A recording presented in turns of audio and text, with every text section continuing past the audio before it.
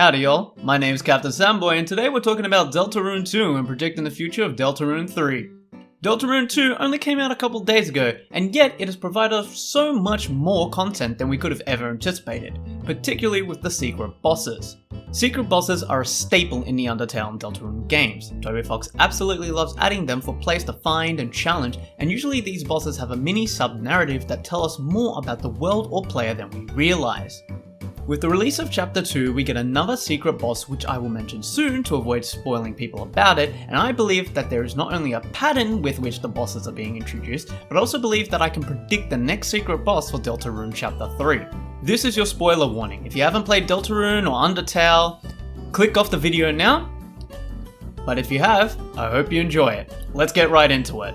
From Undertale's So Sorry and Glide to Mad Mew Mew to Deltarune's Jevil and now Spamton Neo, the secret bosses have been unique and incredible to challenge. So Sorry and Glide with special events, Mad Mew Mew introduced new mechanics, everyone loves world revolving with Jevil, and Spamton Neo incorporates various movesets of the digital inhabitants in this world and brings back the Yellow Soul shooting segment! Sorry, I went ape over seeing this for the first time and I still love the fact that it was introduced during this fight. But as we get deeper into the Deltarune storyline, there's been a noticeable pattern in the secret bosses we've been facing.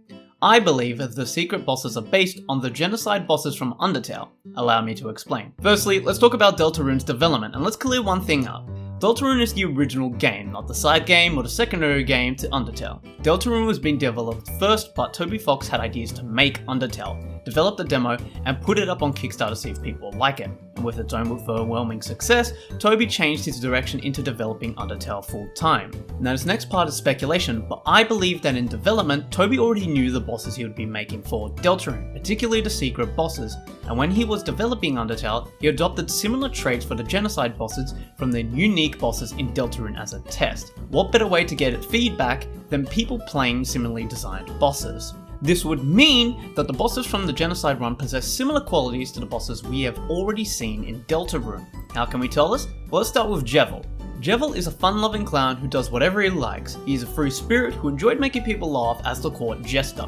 However, after meeting a strange someone, he begins to go insane, speak nonsense, and believes that the world around him is a game, even going as far as to fight with the player directly via Chris's soul. Jevil's character reminds me of a similar character, one we all love to meme about, one we all know has way too much knowledge about everything that's happening around them, much like Jevil, and a character who directly interacts with the character in terms of their soul and their decisions in the game. I believe Jevil is designed after Sans. Their similarities are not as deep as the next boss, however their attitudes and their humour could go hand in hand with each other, but there is also another bit of evidence we can assess to link them even further. Their judgment of others, such as Jevil's line "My heart goes out to all you sinners," is very similar to Sans' own divided judgment of the player, who talks about sins crawling on your back and judging the player based on their moral actions throughout the game. Now I understand this first link isn't necessarily that strong, and there's evidence to contradict it, however Chapter 2's secret boss solidifies my theory even further. Spamton, or more commonly known as Spamton Neo, if the name doesn't give it away already, Spamton Neo possesses similar qualities to the Disco Fever dance bot Mettaton,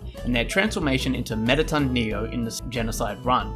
Their characters and their stories are very similar. Two people who wanted to make it big, free from their old lives and ascend into the great heavens, where Mettaton wants to go to the surface and perform for humans, and Spamton wishes to become something much bigger by leaving the dark world and going to the real world with his phrase, ascend to heaven, and both requiring Chris's soul to do so. There's also the fact that the only time the player gets to utilize the Yellow Soul's shooting capabilities is during the fights of these bosses. In both instances, the player is able to shoot a range of attacks in order to change the playing field and fight against the moves that cannot be dodged. But let's go even further with their movesets, in which both utilize a similar maze and bomb structure where the player has to shoot their way through an obstacle course and avoid blowing themselves up. Not only this, but Spamton possesses a similar color design to Mettaton, sporting the pink and yellow shades, and even has his own pink robotic suit that makes him even bigger and with a set of lovely luscious legs. Spamton's boss theme also incorporates elements from Mettaton's boss theme, so it's safe to say that these two are very similar, if not entirely based off one another. So, if we have Jevil as Sans, Spamton as Mettaton,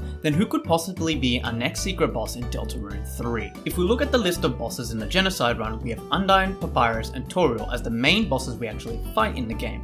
with Undyne possessing a new form in the Genocide run as well. Looking at all the possible bosses in the Undertale series, this also adds Asgore, Flowey, and Asriel to the series as well, but I'm yet to see anything involving these characters besides a few short instances and some flowers in Asgore's flower shop. But for the sake of this theory, we'll focus on just the Genocide bosses, and rather than speculate aimlessly, let's look at the ending of Chapter 2 and see what we can make out of what's to come. At the end of the game, you meet 2 out of the 3 bosses from Undertale that you can encounter in the Genocide route. Undyne at the jail complaining about the crime rate increasing and flexing how she'll handle it, and Toriel who is there in the final scene where we are treated to an incredible twist in the narrative. Papyrus is rarely mentioned, so we don't know what he's been up to or what his involvement in the story just yet, which leaves us at a crossroads, but we can get a basic idea of what to expect. Toriel is actually there when Chris creates another dark fountain directly in their living room. With Toriel actually being thrown into the dark world, I don't believe a boss will be designed to possess similarities to her, not unless Toby wants to make it very clear that these bosses are based on the Undertale ones. No, I believe Toby would save Toriel for a later boss.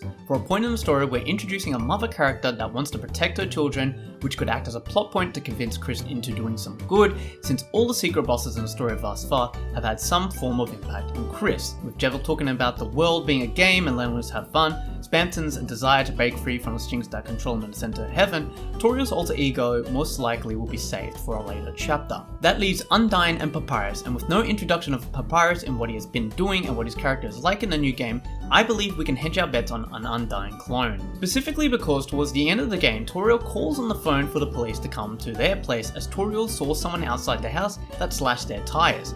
The only officer that we know of so far in the game are Undyne and Napster Bloke, so we can safely say that since Napster is a mini-boss, that Undyne will be the next character that the secret boss will be based off. Undyne, the strong fish lady who has a keen sense for justice, would be a perfect next character for Chris and the gang to meet. I predict it will go one of 2 ways. It'll either be a character that will go nicely with Chris's resentment for the world around them and justifying them committing terrible acts and crimes, like slashing their mother's tires or convincing the world to murder Birdley in the weird route. Someone like this could be an unhinged character who has a blind sense of justice, believing that they can do whatever they please because they have all the power and none of the responsibilities. A character like this might be an old soldier or rogue knight who might want revenge against others or simply has a power complex. Or it'll be a character that goes against Chris's ideology, someone strong and with good morals that urges Chris to do good and avoid heinous acts they may commit. A character based on this could be a knight like him, a better counterpart against their own evil disposition. This might be a good way for Toby to symbolize Chris killing off any good intentions that they had,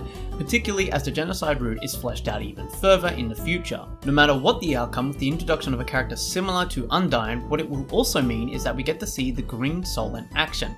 Since the player was able to manifest the yellow one during the Spamton Neo fight, it is within fair reason to say that the green soul protective capabilities will come into play in some way as well. Maybe in an act of desperation, Chris throws the soul, the shield that they use, and thus activates a green soul to protect itself from attacks. Again, more speculation, but that could be very interesting to see. But regardless, I'm sure Toby Fox will make an amazing Chapter 3, and I'm excited to see where the story leads into the future. But that's just a theory, a very trademark slogan theory. And if you guys like what you saw or believe I may have missed something, or have your own theories, comment down below and let me hear them. I'm happy to return to this topic in the future and to do more theories like this. And if you enjoyed the video, please like, comment and subscribe, and I'll see you in a future video. See you soon!